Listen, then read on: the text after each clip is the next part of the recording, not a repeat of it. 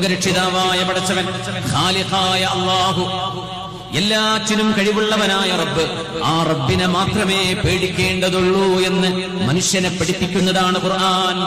മനുഷ്യന് അടിമയല്ല, മനുഷ്യന്റെ അടിമയാവേണ്ടവരല്ല. പിന്നെയോ ഇബ്തഅസനല്ലാഹു ലിനുഖ്രിജൽ ഇബാദ മിൻ ഇബാദത്തിൽ ഇബാദി ഇലാ ഇബാദത്തി റബ്ബിൽ ഇബാദ്. പടച്ചതമ്പുരാൻ എന്തിനാണ് ഞങ്ങളെ പറഞ്ഞയച്ചത് എന്ന് കിസ്റ രാജാവിന്റെ കൊട്ടാരത്തിന്റെ മുമ്പിൽ ചെന്നുകൊണ്ട് മഹാനായ സ്വഹാബി വിളിച്ചു പറയുകയാണ്, അല്ലാഹു ഞങ്ങളെ പറഞ്ഞയച്ചത് എന്തിനാണെന്നറിയോ?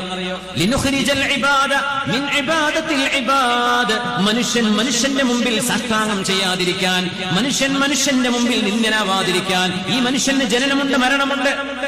ആ ജനനവും മരണവുമുള്ള മനുഷ്യൻ എത്ര വലിയ പണക്കാരനാണെങ്കിലും, പണമോ സമ്പത്തോ പവറോ അധികാരമോ മനുഷ്യന്റെ ഏതെല്ലാം സ്വാധീനമുണ്ടാവട്ടെ, എല്ലാം നിശ്ചലമായി പോകുന്ന ഒരു നിമിഷമുണ്ട്. എല്ലാം ഇല്ലാതെയായി പോകുന്ന കാര്യങ്ങളാണ്. അതിനൊക്കെ ചില ടൈമുകളുണ്ട്.